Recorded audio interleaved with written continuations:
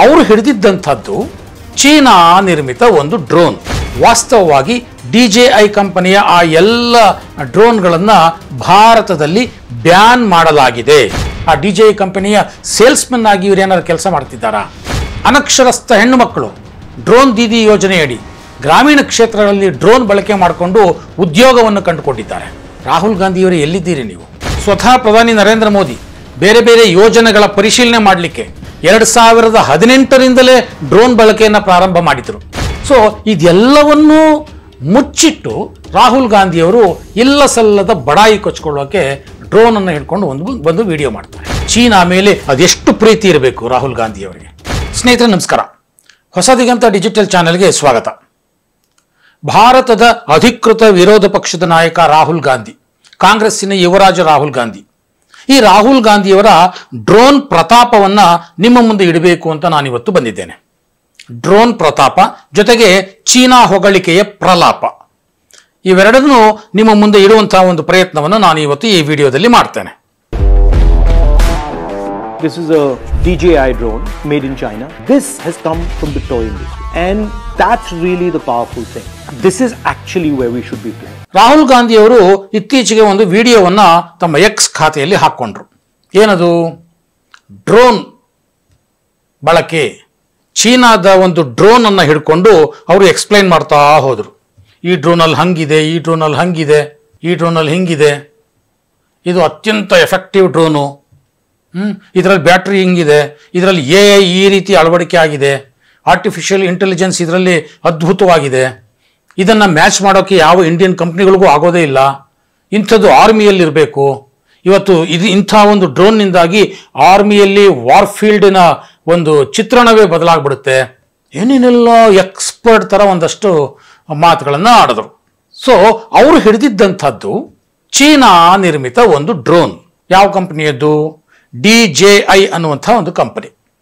ಆ ಕಂಪನಿಯ ಒಂದು ಡ್ರೋನ್ ಅನ್ನು ಹಿಡ್ಕೊಂಡು ಅವರು ಇಷ್ಟೆಲ್ಲ ಉಪದೇಶವನ್ನು ಇಡೀ ದೇಶಕ್ಕೆ ಕೊಟ್ಟರು. ವಾಸ್ತವವಾಗಿ DJI ಕಂಪನಿಯ ಆ ಎಲ್ಲ ಡ್ರೋನ್ಗಳನ್ನು ಭಾರತದಲ್ಲಿ ಬ್ಯಾನ್ ಮಾಡಲಾಗಿದೆ. ರಾಹುಲ್ ಗಾಂಧಿಯವರ ಮನಸ್ಥಿತಿ ಮೊದಲಿಗೆ ಕಾಣೋದು ಇಲ್ಲಿ.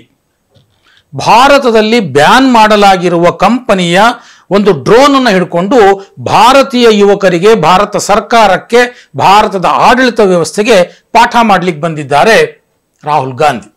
ಈ ಮನಸ್ಥಿತಿಗೆ ಏನು ಹೇಳ್ತೀರಿ? ಎರಡನೇದು, ರಾಹುಲ್ ಗಾಂಧಿಯವರು ಈ ಡ್ರೋನ್ ಹಾರಿಸೋದಕ್ಕೆ ದೆಹಲಿ ಪೊಲೀಸರ ಪರ್ಮಿಷನ್ ತಗೋಬೇಕು. ತಗೊಂಡಿದ್ರಾ?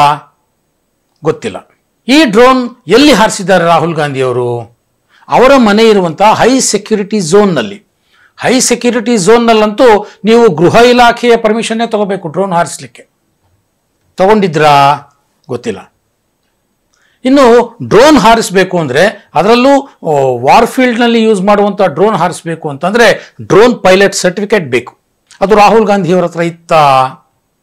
ಗೊತ್ತಿಲ್ಲ. ಇದೆಲ್ಲ ಪ್ರಶ್ನೆಗಳನ್ನು ಎತ್ತಿದ್ದು ನಾನಲ್ಲ, ಡ್ರೋನ್ ಫೆಡರೇಷನ್ನಿನ ಅಧ್ಯಕ್ಷರು ಸ್ವತಃ ಎತ್ತದರು. ಯಾಕಂದರೆ ಭಾರತದಲ್ಲಿ ಡ್ರೋನ್ ಇಂಡಸ್ಟ್ರಿ ಅನ್ನುವಂಥದ್ದು ಯಾವ ಮಟ್ಟಕ್ಕೆ ಬೆಳೆದಿದೆ ಅನ್ನೋದು ಅವ್ರಿಗಷ್ಟೇ ಗೊತ್ತು. ಅಭೂತಪೂರ್ವವಾಗಿ ಬೆಳವಣಿಗೆ ಕಂಡಿರುವಂತಹ ಒಂದು ಕ್ಷೇತ್ರ ಅಂತ ಇದ್ದರೆ ಹಲವಾರು ಕ್ಷೇತ್ರಗಳಿವೆ, ಅವುಗಳಲ್ಲಿ ಡ್ರೋನ್ ಕ್ಷೇತ್ರ ಕೂಡ ಒಂದು. ಸೊ ಸ್ಮಿತ್ ಶಾ ಅಂತ ಅವರು ನಿನ್ನೆ ಮಾತಾಡ್ತಾ ರಾಹುಲ್ ಗಾಂಧಿಯವರ ಈ ಒಂದು ನಡವಳಿಕೆಯನ್ನು ಬಹಳ ತೀವ್ರವಾಗಿ ಖಂಡಿಸಿದ್ದಾರೆ. ಚೀನಾದ ಒಂದು ಕಂಪನಿಯನ್ನು ಹೊಗಳುವ ಭರದಲ್ಲಿ ರಾಹುಲ್ ಗಾಂಧಿ ಭಾರತದ ಬಹುತೇಕ ಡ್ರೋನ್ ಮ್ಯಾನುಫ್ಯಾಕ್ಚರರ್ಗಳಿಗೆ ಅವಮಾನ ಮಾಡಿದ್ದಾರೆ ಅನ್ನುವಂಥ ಮಾತನ್ನು ಡ್ರೋನ್ ಫೆಡರೇಷನ್ ಅಧ್ಯಕ್ಷ ಹೇಳಿದ್ದಾರೆ. ಇದು ವಾಸ್ತವ ಕೂಡ.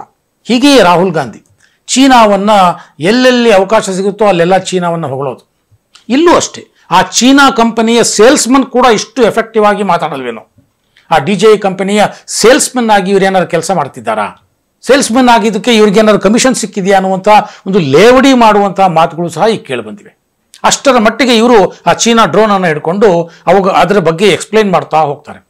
ರಾಹುಲ್ ಗಾಂಧಿಯವರಿಗೆ ಬಹುಶಃ ಗೊತ್ತಿರಲಿಕ್ಕಿಲ್ಲ, ಭಾರತದಲ್ಲಿ ಅದರಲ್ಲೂ ಕಳೆದ 4-5 ವರ್ಷಗಳಿಂದ ಈಚೆಗೆ ಆರ್ಮಿಯಿಂದ ಹಿಡಿದು ಅಗ್ರಿಕಲ್ಚರ್ವರೆಗೆ, ಮೀಡಿಯಾದಿಂದ ಹಿಡಿದು ಮ್ಯಾರೇಜ್ವರೆಗೆ ಎಲ್ಲ ಕಡೆ ಡ್ರೋನನ್ನು ಬಳಸ್ತಾರೆ. ಭಾರತೀಯರಿಗೆ ನೀವು ಡ್ರೋನಿನ ವಿಚಾರವನ್ನು ಪಾಠ ಮಾಡಲಿಕ್ಕೆ ಬರ್ತಾ ಇದ್ದೀರಿ. ಅನಕ್ಷರಸ್ಥ ಹೆಣ್ಣು ಮಕ್ಕಳು ಡ್ರೋನ್ ದೀದಿ ಯೋಜನೆಯಡಿ ಗ್ರಾಮೀಣ ಕ್ಷೇತ್ರಗಳಲ್ಲಿ ಡ್ರೋನ್ ಬಳಕೆ ಮಾಡಿಕೊಂಡು ಉದ್ಯೋಗವನ್ನು ಕಂಡುಕೊಂಡಿದ್ದಾರೆ. ರಾಹುಲ್ ಗಾಂಧಿಯವರು ಎಲ್ಲಿದ್ದೀರಿ ನೀವು? ಸ್ವತಃ ಪ್ರಧಾನಿ ನರೇಂದ್ರ ಮೋದಿ ಬೇರೆ ಬೇರೆ ಯೋಜನೆಗಳ ಪರಿಶೀಲನೆ ಮಾಡಲಿಕ್ಕೆ 2018ರಿಂದಲೇ ಡ್ರೋನ್ ಬಳಕೆಯನ್ನು ಪ್ರಾರಂಭ ಮಾಡಿದರು. ನೀವೀಗ 2025ಕ್ಕೆ ಬಂದು ಚೀನಾ ಡ್ರೋನ್ ಹಂಗಿದೆ ಹಿಂಗಿದೆ. ಯಾವ ಲೋಕದಲ್ಲಿ ಬದುಕ್ತಿದ್ದಾರೆ ರಾಹುಲ್ ಗಾಂಧಿಯವರು? ಈ ಬ್ಯಾನ್ ಆಗಿರುವಂತಹ ಡ್ರೋನನ್ನು ಹಿಡ್ಕೊಂಡು ರಾಹುಲ್ ಗಾಂಧಿಯವರು ಭಾರತೀಯರಿಗೆ ಪಾಠ ಮಾಡಿದ್ಯಾಕೆ? ಆಯಿತು, ಈ ಡ್ರೋನ್ ಬ್ಯಾನ್ ಆಗಿದ್ಯಾಕೆ? ಮೊದಲು ಅದನ್ನು ನೋಡೋಣ. 2022ರಲ್ಲಿ ಈ ಕಂಪನಿಯ ಡ್ರೋನನ್ನು ಬ್ಯಾನ್ ಮಾಡಲಾಯಿತು. ಮೋದಿ ಸರ್ಕಾರ ಇದನ್ನು ಬ್ಯಾನ್ ಮಾಡಿತು. ಅದಕ್ಕೂ ಹಿಂದೆ ಟಿಕ್ ಟಾಕ್ ಇಂದ ಹಿಡಿದು ಒಂದು 18ರಿಂದ 20 ಆ್ಯಪ್ಗಳನ್ನು ಭಾರತ ಸರ್ಕಾರ ಬ್ಯಾನ್ ಮಾಡಿತ್ತು. ಅದರ ನಂತರದಲ್ಲಿ ಇದನ್ನು ಸಹ ಬ್ಯಾನ್ ಮಾಡಲಾಯಿತು. DJI ಅನ್ನುವಂಥದ್ದು ಜಗತ್ತಿನ 2ನೇ ಅತಿ ದೊಡ್ಡ ಡ್ರೋನ್ ಮ್ಯಾನುಫ್ಯಾಕ್ಚರಿಂಗ್ ಕಂಪನಿ. ಅಂಥ ಡ್ರೋನ್ ಕಂಪನಿಯನ್ನೇ ಸಹ ಮೋದಿ ಸರ್ಕಾರ ಬ್ಯಾನ್ ಮಾಡಿತು. ಯಾಕೆ ಗೊತ್ತಾ? ಆ ಡ್ರೋನ್ನಲ್ಲಿ ಬಳಸಿರುವಂಥ ಆರ್ಟಿಫಿಷಿಯಲ್ ಇಂಟೆಲಿಜೆನ್ಸ್ ಅನ್ನು ಬಳಸಿ ಭಾರತದ ಮೂಲೆಯ ಮತ್ತು ಇಂಚಿನ ಮಾಹಿತಿಯನ್ನು ಸಹ ಆ ಡ್ರೋನ್ ಚೀನಾದ ಗುಪ್ತಚರ ಇಲಾಖೆಗೆ ರವಾನಿಸ್ತಾ ಇತ್ತು ಅನ್ನುವಂಥ ಅನುಮಾನ ಬಲವಾಗಿತ್ತು. ಭಾರತದಲ್ಲಿರುವ ಬ್ರಿಡ್ಜ್ಗಳು, ಭಾರತದಲ್ಲಿರುವ ಡ್ಯಾಮ್ಗಳು, ಅದನ್ನು ಹಾರಿಸ್ತಾ ಇರುವಂಥವರ ಪರ್ಸನಲ್ ಇನ್ಫಾರ್ಮೇಷನ್ನು, ದೇಶದ ಜನರ ಹಾರ್ಟ್ ಬೀಟಿನ ರೇಟು, ಇದೆಲ್ಲ ಆಶ್ಚರ್ಯ ಆಗುತ್ತಲ್ಲ.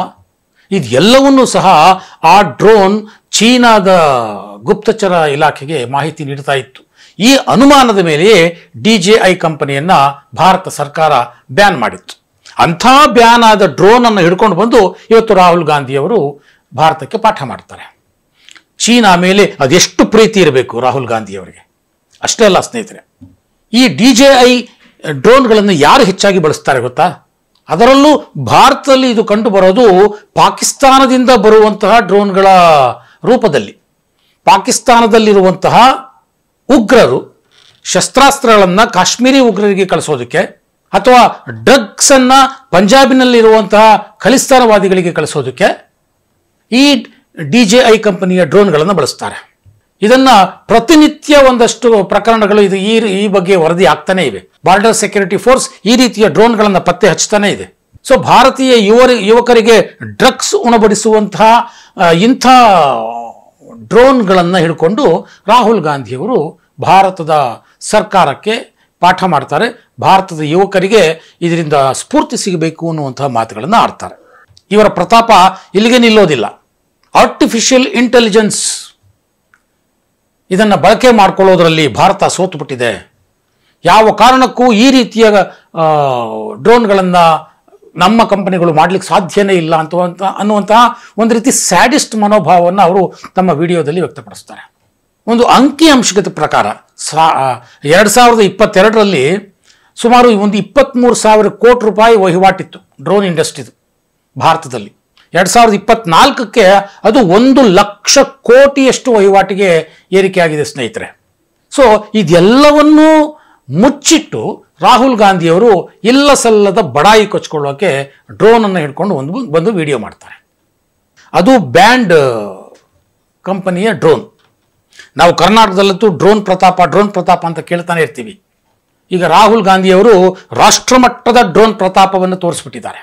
ರಾಹುಲ್ ಗಾಂಧಿಯವರ ಇಂಥ ಹುಚ್ಚಾಟಗಳಿಗೆ ಆದಷ್ಟು ಬೇಗ ಕಡಿವಾಣ ಹಾಕಲಿಲ್ಲ ಅಂತಂದರೆ ರಾಹುಲ್ ಗಾಂಧಿಯವರು ಇವತ್ತು ಡ್ರೋನ್ ತಂದಿದ್ದಾರೆ, ನಾಳೆ AK-47 ತಂದರೂ ತರ್ಬೋದು, ಮತ್ತೊಂದು ಅದರ ತಂದು ಇದನ್ನು ಹೀಗೆ ಉಪಯೋಗಿಸಬೇಕು ಅನ್ನುವಂಥ ಪಾಠವನ್ನು ಹೇಳ್ಬೋದು. ಹೀಗೆಲ್ಲ ರಾಹುಲ್ ಗಾಂಧಿಯವರು ಮಾಡ್ತಿರೋದಕ್ಕೆ ಎಗೈನ್ ನಾನು ಹಳೆಯ ಫೋಟೋಗೆ ಹೋಗಬೇಕಾಗತ್ತೆ. ರಾಹುಲ್ ಗಾಂಧಿಯವರು ಚೀನಾದ ಜೊತೆ ಮಾಡಿಕೊಂಡಂತಹ ಒಪ್ಪಂದದ ಭಾಗವಾಯಿತು ಅನ್ನುವಂಥ ಪ್ರಶ್ನೆಯನ್ನು ನಾನು ಕೇಳಬೇಕಾಗತ್ತೆ. ಅವರ ಪ್ರತಿಯೊಂದು ನಡೆ, ಅವರ ಪ್ರತಿಯೊಂದು ಮಾತು ಸಹ ಚೀನಾದ ಪರವಾಗಿ ಹೇಗೆ ಇತ್ತೀಚೆಗೆ ಜಾಸ್ತಿ ಆಗ್ತಾ ಇದೆ. ಅದಕ್ಕೂ ಆವತ್ತು ಶಿ ಜಿನ್ಪಿಂಗ್ ಜೊತೆ ಸೋನಿಯಾ ಗಾಂಧಿ ಮತ್ತು ರಾಹುಲ್ ಗಾಂಧಿ ಬೀಜಿಂಗ್ನಲ್ಲಿ ಹಾಕಿದಂತಹ ಪತ್ರದ ಸಹಿ ಹಾಕಿದ್ರಲ್ಲ, ಅದಕ್ಕೂ ಏನು ಸಂಬಂಧ ಅನ್ನುವಂಥ ಪ್ರಶ್ನೆಯನ್ನು ಕೇಳಲೇಬೇಕಲ್ವಾ? ಆ ಪ್ರಶ್ನೆಗೆ ಉತ್ತರ ದೊರೆಯುವವರೆಗೆ ರಾಹುಲ್ ಗಾಂಧಿಯವರು ಈ ರೀತಿಯ ಹುಚ್ಚಾಟಗಳನ್ನು ಮಾಡ್ತಾನೆ ಇರ್ತಾರೆ. ಅದಕ್ಕೆ ಯಾವತ್ತೂ ಕೊನೆಯೇ ಇರೋದಿಲ್ಲ. ಮೊದಲು ಆ ಪ್ರಶ್ನೆಗೆ ಉತ್ತರವನ್ನು ರಾಹುಲ್ ಗಾಂಧಿಯವರು ಕೊಡಬೇಕಾಗಿದೆ.